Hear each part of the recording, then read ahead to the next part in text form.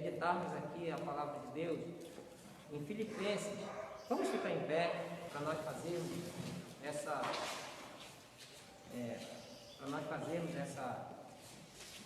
leitura.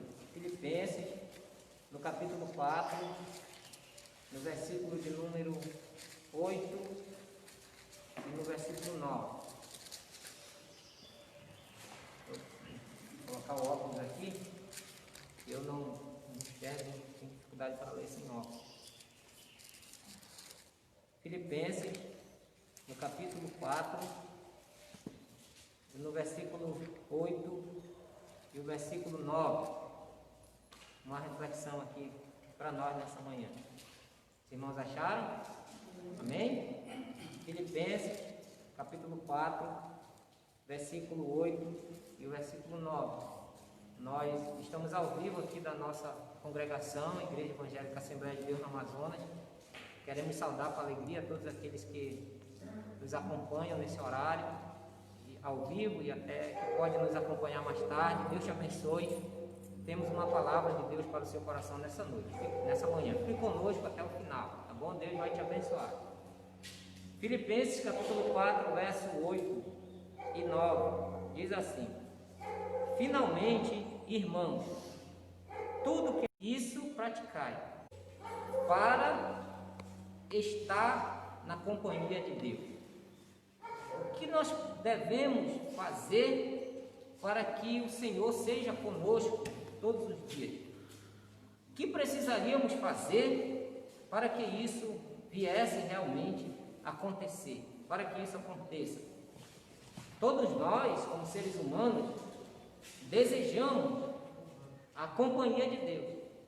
Todos nós precisamos da companhia de Deus. Quão maravilhoso é para nós quando ouvimos alguém dizer: Deus é contigo, o Senhor seja convosco, o Senhor te acompanhe, o Senhor te guarde. Todas as vezes que nós ouvimos essa palavra, essa expressão, nós nos alegramos. Nós nos alegramos.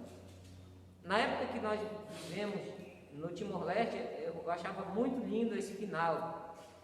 Quando ia visitar alguém, estava na casa de alguém, ou encontrava alguém na rua e conversava, no final, eles sempre diziam: ó, Deus acompanha, Deus vai contigo, ó, o Senhor vai contigo nesse caminho, nessa caminhada. Eu achava isso lindo. Ninguém saía de canto nenhum sem que recebesse essa palavra dada por um deles. E é o que nós mais desejamos, é o que nós mais precisamos. Ainda que nos venham faltar a companhia de A, de B, de C, mas que não nos falte a companhia de Deus. A companhia de Deus é tudo, e nós precisamos tê-la, precisamos buscá-la, para que ela sempre esteja conosco, a companhia de Deus. Então, o que fazer? Aí Paulo, ele apresenta 7 pensamentos e 4 práticas, para que a companhia de Deus esteja sempre conosco. Então é sobre isso que eu queria meditar rapidamente. Paulo diz assim, no versículo 8, no final ele diz: nisto pensai, ou seja, nestas coisas estejam o vosso pensamento. Em que? Primeiro, para nós termos a companhia de Deus, nós precisamos pensar em tudo o que é verdadeiro, aquilo que realmente é verdade. Devemos pensar nas verdades, não naquilo que é falso. Irmão, me dê licença com isso aqui. Olha só, devemos pensar em tudo aquilo que é verdadeiro. Devemos ter como centro dos nossos pensamentos aquilo que é verdade, aquilo que realmente procede. Aí isso tem a ver com a palavra de Deus, porque a palavra de Deus é a verdade. Acreditar no que está escrito nela, crer no que está escrito nela, pensar no que está escrito nela, porque a palavra de Deus é a verdade.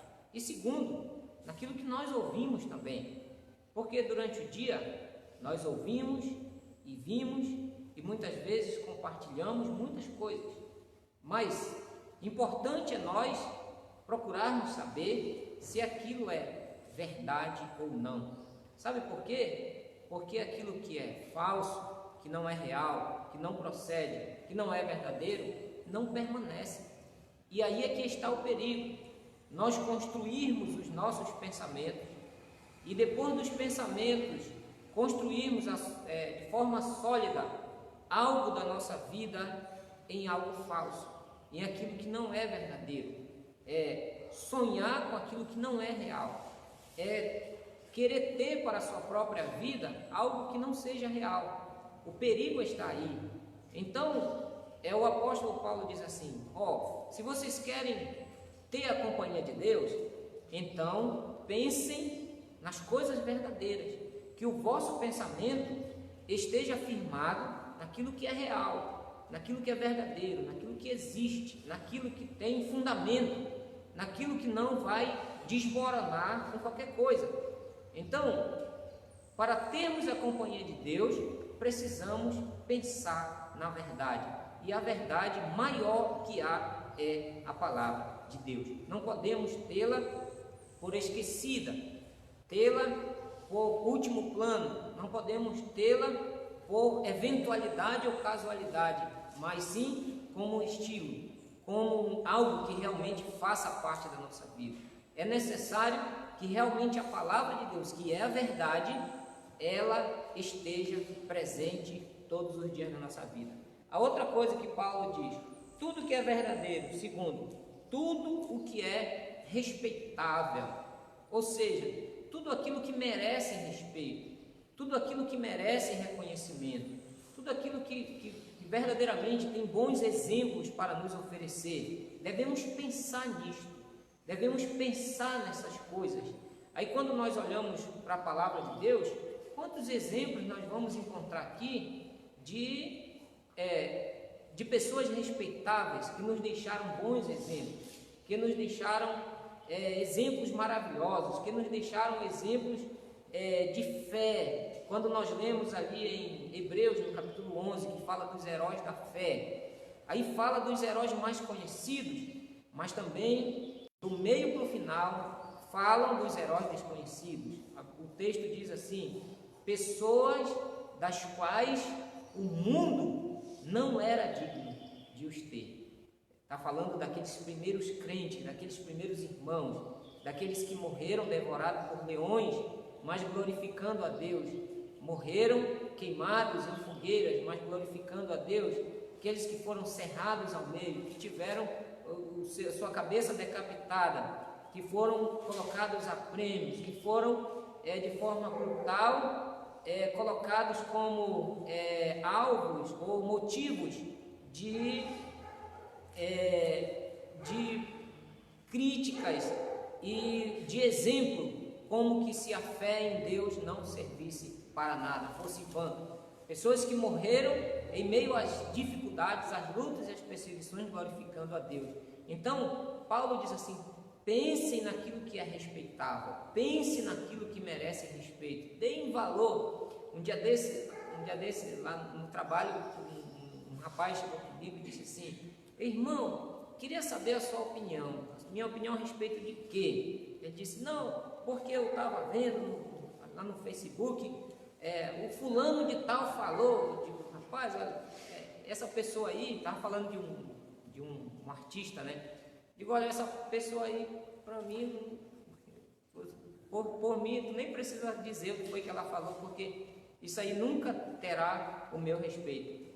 Com essa forma de pensar, de agir, a quem é a pessoa, o que a pessoa faz, nunca haverá. Eu vou perder meu tempo pensando no que essa pessoa falou. Para mim não tem significado. Então, às vezes, nós gastamos ou invertimos o nosso tempo, acho que essa é a melhor expressão, com coisas que não merecem a nossa atenção, não merecem o nosso respeito, não merecem, porque a própria situação não se dá ao respeito. Então Paulo diz: se você quer ter a companhia de Deus, então pense naquilo que é respeitável, pense naquilo que merece o nosso respeito, pense naquilo que se dá ao respeito, pense a respeito de coisas respeitáveis. Então, primeiramente, pensar naquilo que é verdadeiro. Segundo, pensar naquilo que é respeitável. Terceiro, diz o apóstolo Paulo aqui, pensar em tudo aquilo que é justo, ou seja, a justiça deve ser algo importante para nós, irmãos. Nunca devemos concordar com a injustiça, nunca devemos concordar com aquilo que é errado, nunca. Eu, no semáforo, eu fico lá, irmãos, eu espero ele ficar verde, pode não ter trânsito, eu posso até ser assaltado, eu saio daqui de casa 11, 11h10, 11h20, 11h30, dependendo de como eu vou encontrar o trabalho lá, o turno que vão entregar em minhas mãos, eu saio daqui. Eu pego essa Avenida das Torres aqui, eu vou embora lá pela Nova Cidade, que é mais reto, né? E por aqui é mais perto, porém dobra aqui, dobra ali, é primeira, é segunda, é terceira, gasta mais combustível. Eu vou direto nessa avenida, pego a Nova Cidade, saio na Torquato e já chego lá tranquilo. Mas daqui para lá eu encontro 2, 3 semáforos e às vezes ele está vermelho, né? E alguém fica atrás com a luz alta e fica me perturbando, mas está vermelho, eu posso até ser assaltado um dia, mas dentro daquilo que é certo, dentro daquilo que é justo, porque às vezes eu quero que sejam justos comigo, porém eu não sou justo com as pessoas. A faixa de pedestre, respeitar a faixa de pedestre, para lá, o pessoal precisa passar, atravessar na faixa de pedestre. Eu procuro, não atravesso aí nessa avenida aí, de jeito nenhum. Eu venho aqui na frente do supermercado para atravessar, ou vou lá na frente do outro, ou então lá na frente do Novo Aleixo 7 lá. Mas eu não atravesso aí fora de faixa de pedestre de jeito nenhum. Porque se eu for atropelado, eu morro dentro da minha razão, né? Eu morro dentro da minha razão. E se eu estiver fora da faixa, eu morro sem razão nenhuma. Estava fora da faixa, a faixa bem ali, a pessoa é atropelada aqui. Olha, ainda vão falar mal de mim depois de morto, né? Então, a Bíblia diz, devemos amar a justiça, devemos amar aquilo que é certo. Então, não devemos ficar do lado daquilo que é errado. Devemos defender aquilo que é certo. O que é certo é certo.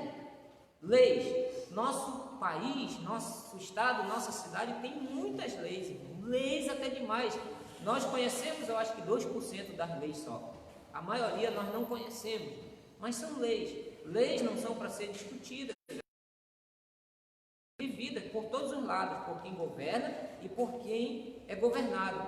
São leis. Então, amados, pensar naquilo que é justo, devemos ser defensores da justiça, porque Deus é justo, Deus não é injusto.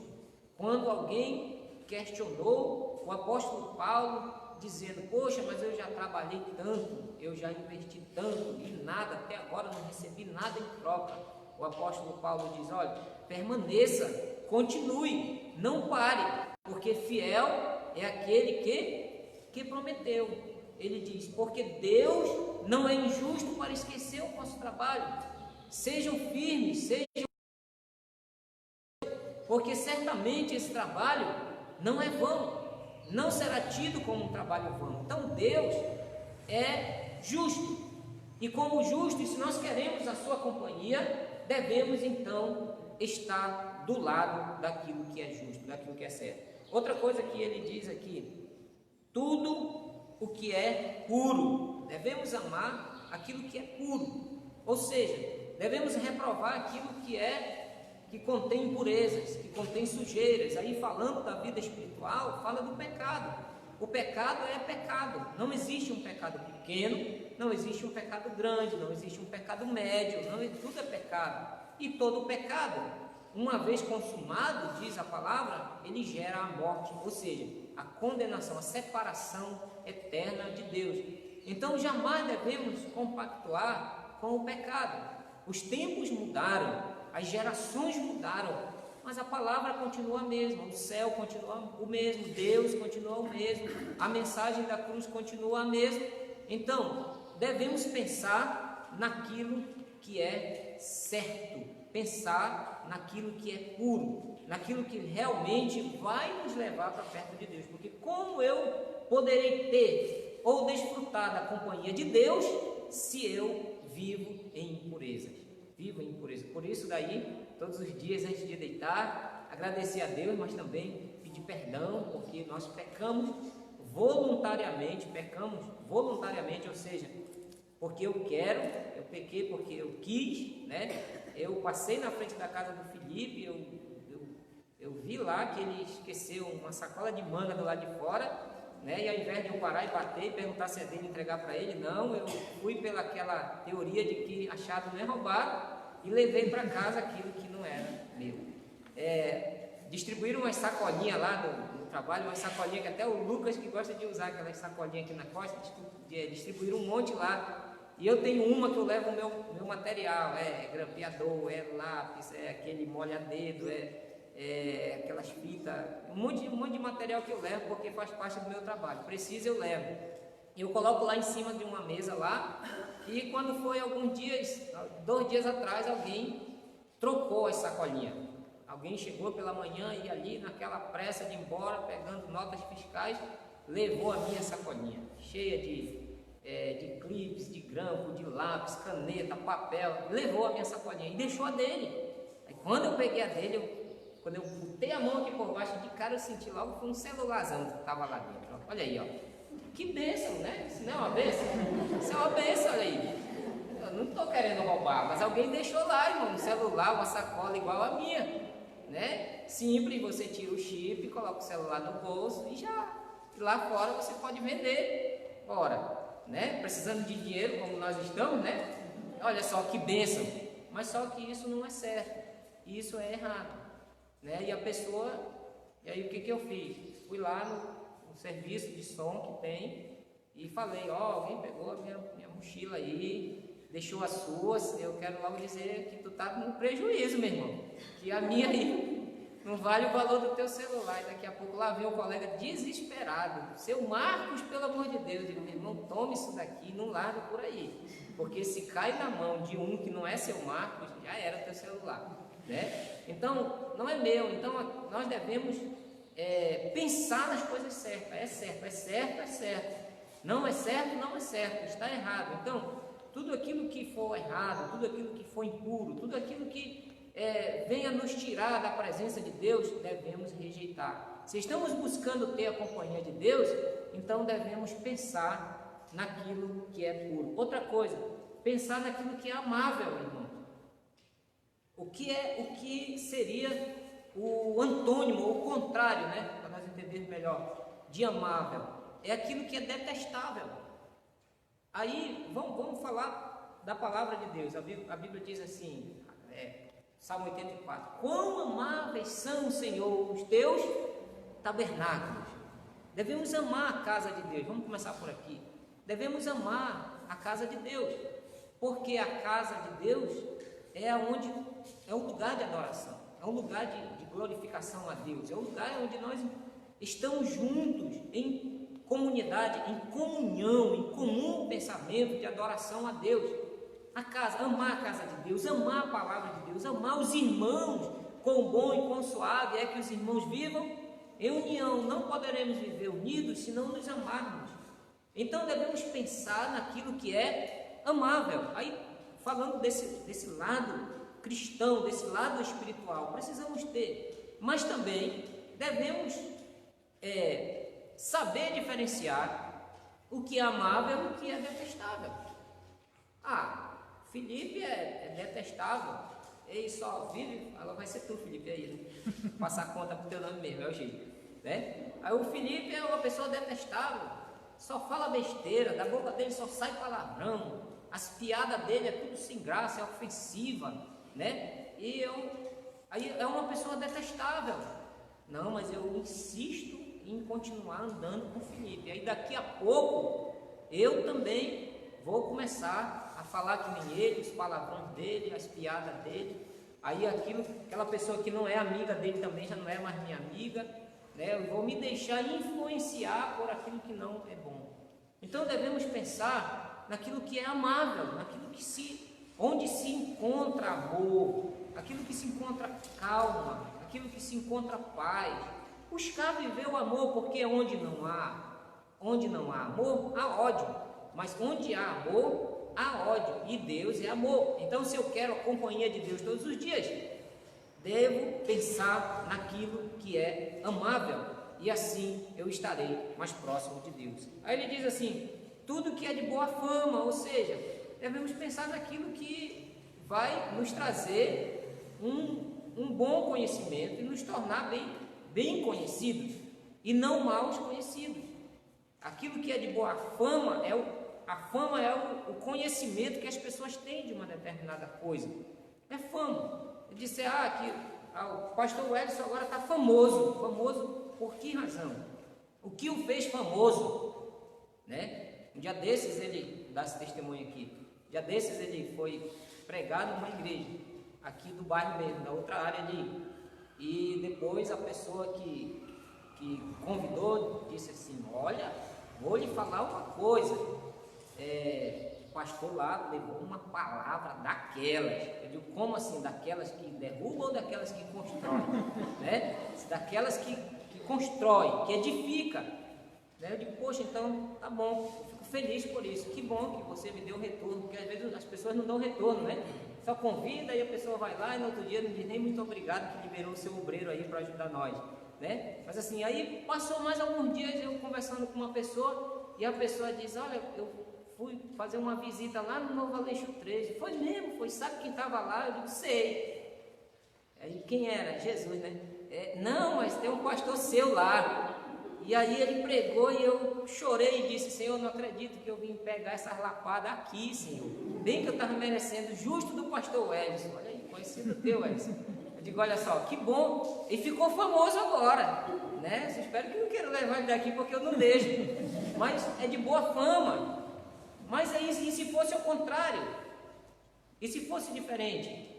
Né? A pessoa fica conhecida por causa da má fama, uma fama ruim, de um ato mal feito, de algo que falou, de algo que praticou. Então, Paulo diz, se queremos a companhia de Deus, devemos pensar naquilo que vai nos fazer ficar bem conhecidos da melhor maneira possível. Se há falhas nós temos, todos nós temos, mas é melhor ficarmos conhecidos com as nossas falhas, mas fazendo aquilo que é da parte do bem. Quantos entenderam? Amém? Aí ele diz assim, e se tiver alguma virtude, né, pensem nas virtudes, nas boas virtudes. Virtude é o antônimo de defeito. O nosso maior problema é que nós só pensamos nos defeitos dos outros, sim ou não? Né? Sabe quem é a pessoa mais perfeita para você? A pessoa mais perfeita para você é você mesmo. Eu duvido você falar mal de você.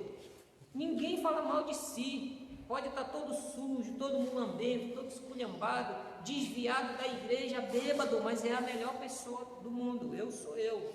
Eu estou aqui desviado da igreja, mas a culpa é do Jailson. A culpa não é minha, eu continuo certo. O Jailson que continua lá na igreja orando, buscando Deus, mas está errado, ele está errado. Então, nós costumamos olhar, pensar, criticar, julgar e condenar o defeito dos outros, o defeito das pessoas, e não os nossos. Mas Paulo diz, não pensem nos defeitos, pensem nas virtudes, pense naquilo que é bom, pense no melhor que cada pessoa pode nos oferecer. Pense nisso. Sabe por quê, amado?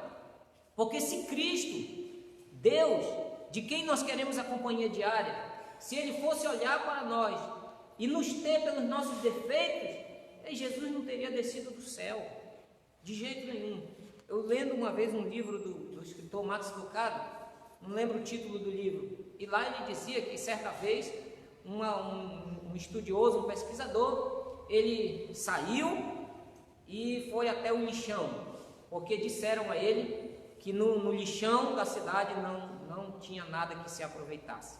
E ele foi, e ele disse que logo na entrada da cidade, logo no começo da entrada do lixão, ele encontrou um bife. E o bife estava intacto. Ninguém tinha mexido no bife. O bife estava inteiro, suculento, bem protegido, não estava sujo, não estava nada. E ele só pegou aquele bife e levou de volta e mostrou que sim, era possível se encontrar um bife gostoso, suculento, saudável no lixão. Era possível encontrar coisas boas no lixão. E aí o Max Lucado diz, nós somos aquele bife, nós estávamos lá no lixão, nós estávamos lá misturados lá com toda a sujeira, nós não estávamos intactos, estávamos todos sujos, todo esculhambado lá, cheio de vermes e germes, etc. Mas Cristo veio e olhou para nós e disse: eu vou aproveitar esse bife. E ele não olhou para os nossos defeitos, ele não olhou para as nossas falhas, ele olhou para as nossas virtudes, de que forma ele ainda poderia nos usar. E é por causa disso que nós estamos aqui. Olha como está de bife bonito aqui nessa manhã, né? Glória a Deus. Então, pensar nas virtudes, e não sabe, irmãos, quando nós começamos a pensar nos defeitos, e principalmente das pessoas, nós vamos morrendo por dentro, nós vamos adoecendo por dentro, sabe? Existe uma coisa na vida chamada de ansiedade. Ansiedade. Que às vezes a gente pensa que a ansiedade é só pressa, né? Eu tenho pressa, mas na realidade a ansiedade vai muito mais além. E se eu fosse falar de ansiedade aqui, a gente iria precisar de um tempo muito longo para falar sobre o que compõe a ansiedade. Mas a ansiedade, ela é um dos fatores que provocam ansiedade numa pessoa, é isso, é olhar os defeitos das pessoas.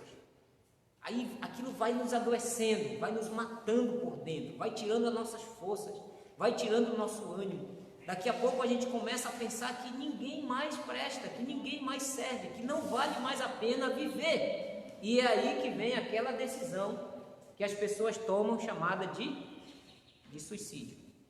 É justamente por causa da ansiedade, que é um dos braços da depressão e por aí vai. Por isso que eu digo que é longo se eu fosse falar sobre isso aqui.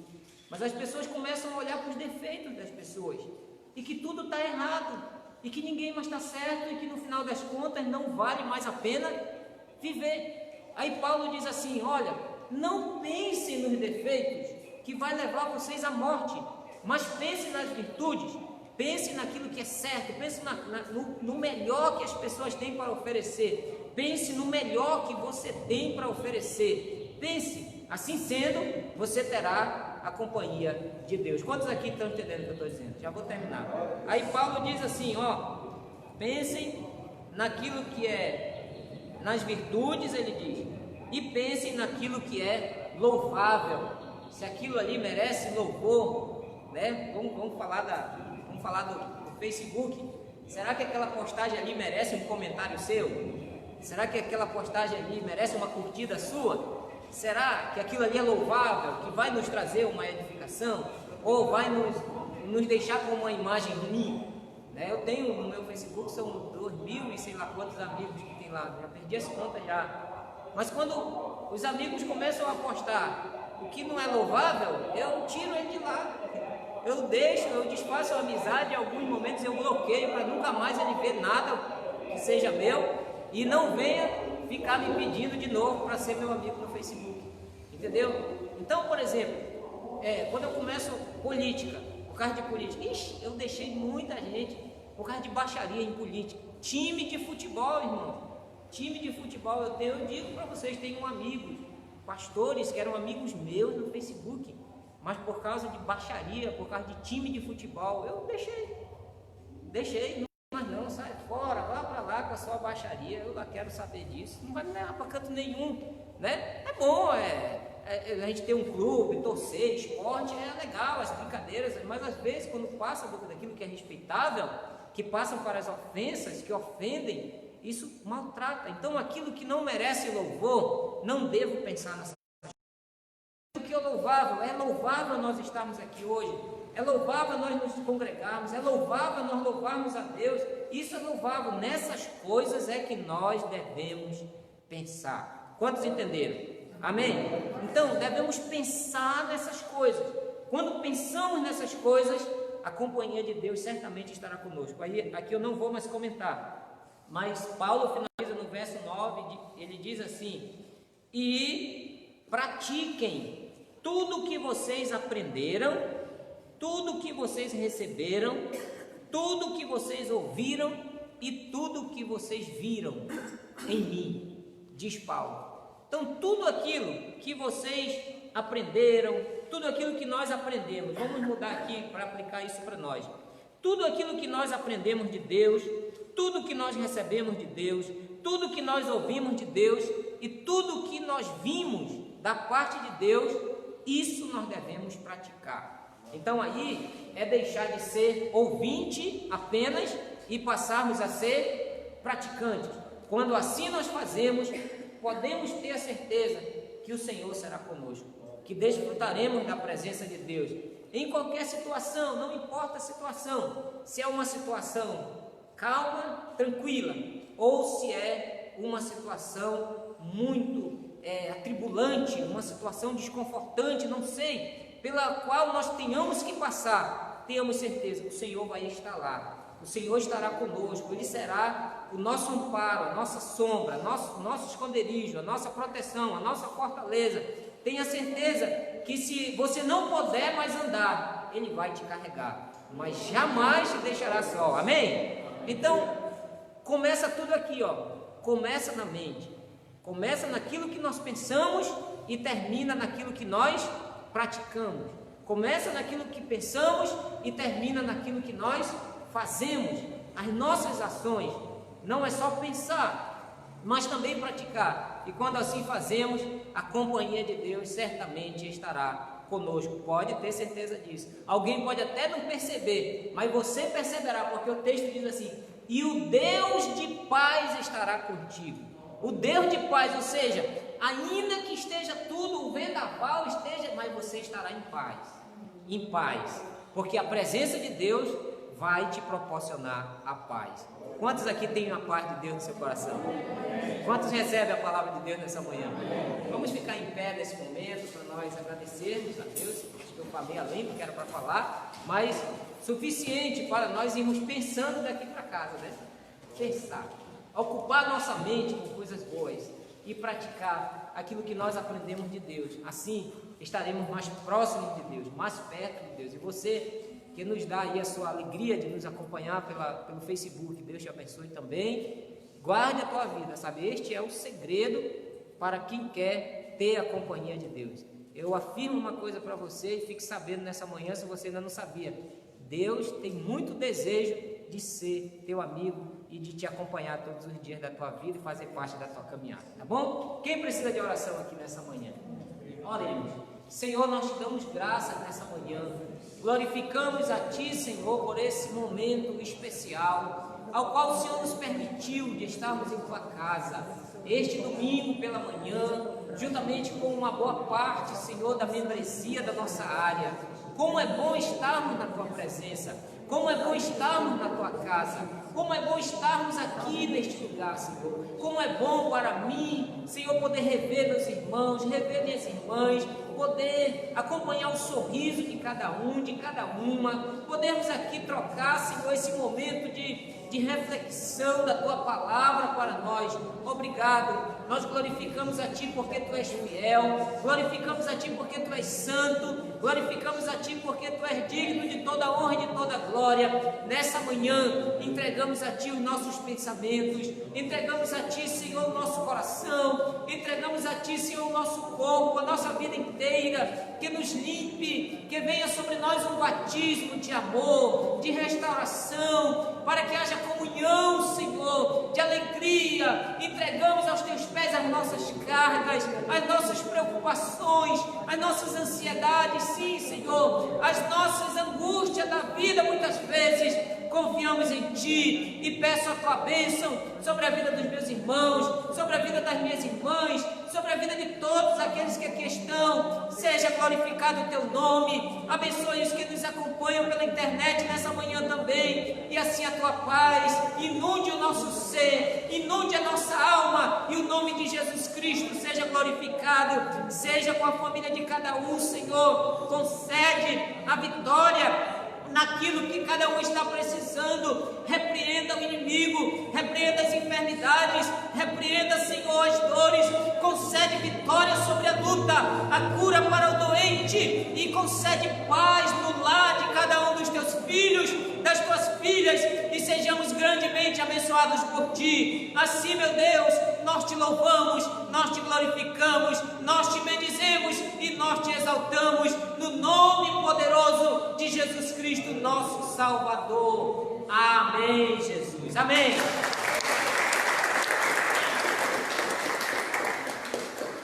Obrigado, irmãos. Então, tá terminado. Os irmãos que trouxeram contribuições, dívidas, ofertas, podem trazer. Deus abençoe. Bom, obrigado você que nos acompanhou também na internet. Um abraço. Paz.